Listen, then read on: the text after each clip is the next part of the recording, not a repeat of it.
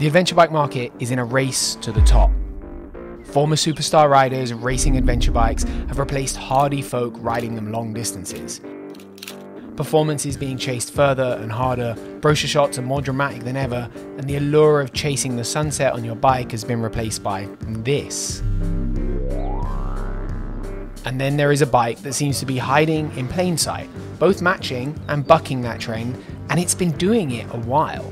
Sure, it's called a Rally Pro, but the Tiger 900's marketing department and design departments seem to be on different pages, and that might just be the best thing about this bike. Let me explain. In the decade since 2013, the adventure bike market has started to split up into different categories in a way we never previously had. And that has, by and large, been a very good thing for us, the consumers. We're getting better bikes with high performance on and off-road, and for the most part, we can all agree on that. A new Transalp is a much better bike objectively than a 90s Transalp. If we draw a little chart with road performance and off-road performance on the vertical axis and comfort versus performance balance on the horizontal axis, it becomes pretty easy to place the bikes down. The KTM 890 Adventure R is northwest of the centre, the Aprilia is probably due west, and the Transalp and the V-Stroms are a little bit more south of that centre point. And the Triumph, well, the Triumph, much like the delightful Desert X, sits right bang in the middle of this graph. It does nothing exceptional except being exceptionally well-rounded. It doesn't have a high ceiling off-road, but it's not hard to ride, quite the opposite. It doesn't ride like it's on rails on tarmac, but it is comfortable and it is very easy to cover long distances on. And that poses a question. For 2024, we get an updated engine, but why? What does this bring to this bike that the old one didn't already have? And do those changes make the Tiger a good bike or a better bike in context? And to answer that, I really think we need to go on a little journey of discovery. Before we go on that journey, let's run through the important bits. This is a Triumph press bike. I have complete autonomy over my words, and no money ever changes hands for our bike reviews. The bike setup was done, as always, like in this video. The sag was checked, the bars and the levers set, and the suspension was set. I added Outback Motortech luggage racks and OS soft panniers from Krieger, the sponsor of this video.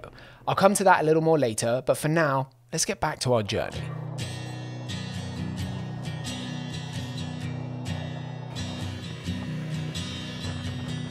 The 2024 Tiger is by and large the same bike as the last time I tested it. It says all new, but I think the definition of that phrase has been forgotten.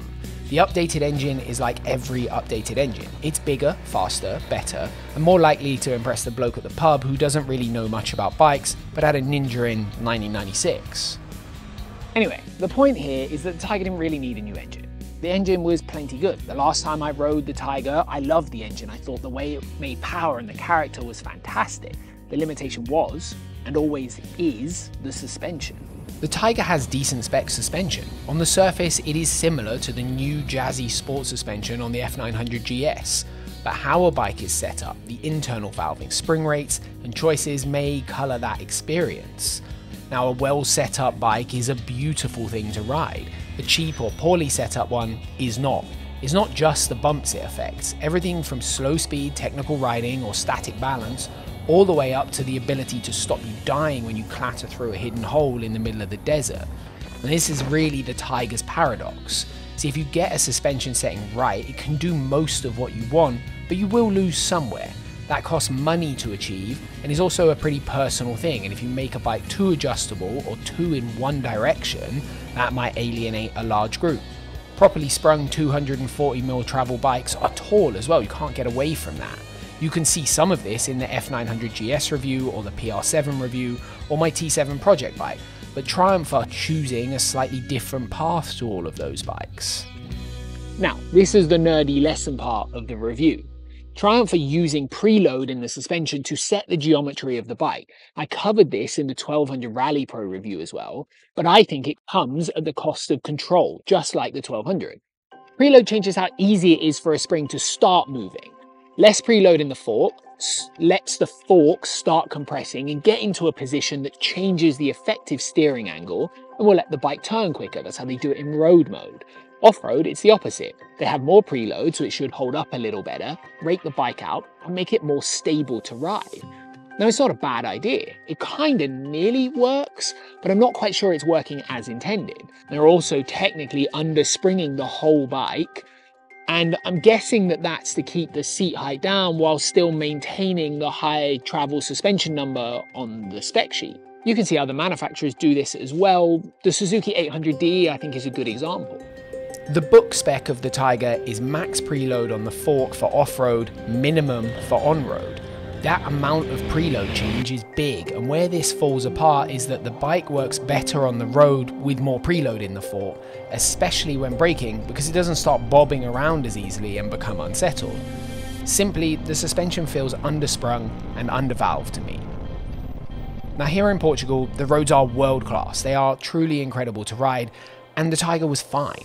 It was never great, it was never giving bags of confidence to go fast and never providing a ton of tyre feedback on what the grip level was. It's not bad, it's just better at being comfortable than it is at performance. It is always comfortable, it's never really a bike to charge on. It moves a lot, brake and it dives, come off the brake and it unloads a lot. You can change the clicker settings a ton, and I did. I tried every setting in the book and I always came to the same conclusion. I can, but I don't really want to ride this bike fast. I prefer to amble on it, and you can transplant that same sentiment from road riding to off-road. To give the Triumph a great test, I dragged it down to southern Portugal and then all the way to southern Spain. Now, giving it some luggage becomes ultra important, and I did that using the Kriega OS platform and the OS soft luggage. Kriega have just updated the OS platform system that allows the soft luggage to be mounted to your existing luggage rack design easily and quickly. The new design is pretty cool, being made from injection molded plastic, which makes it lighter, and coming complete with a full range of fitting kit options, making it simpler and more wallet friendly than it ever has been. The OS soft luggage is my favourite product in the Kriega line. It is insanely durable thanks to the extensive use of 1000D Cordura and Hyperlon. They're superbly waterproof, and most importantly, they're really easy to live with. The design of the mounting is elegantly simplistic, using buckles to self-hold and just 2 straps to cover all of the mounting and closure. It takes about 45 seconds to fit and about 20 to take off and take into your hotel room. Add in the 16 hook-on points that make customization like holding my tripod or water bottles or extra fuel, and the OS platform is a beautiful solution to your luggage needs. Now, where were we? The engine. It has more power, more torque, more good. It is a better engine. It's a fantastic engine, deceptively smooth on the bottom, forgiving, and a joy to ride for days on end. From the mid-range up, it's got bark, life, and it's full of fun. It is superb. I will say it again, it is superb. So I was just reading my script again, and I've got this line in there about quality oozing from the engine, and it grossed me out a little bit. There is, however, an intangible quality, a feeling of refinement to the whole bike, especially the engine. It's like a polish, a lack of noise.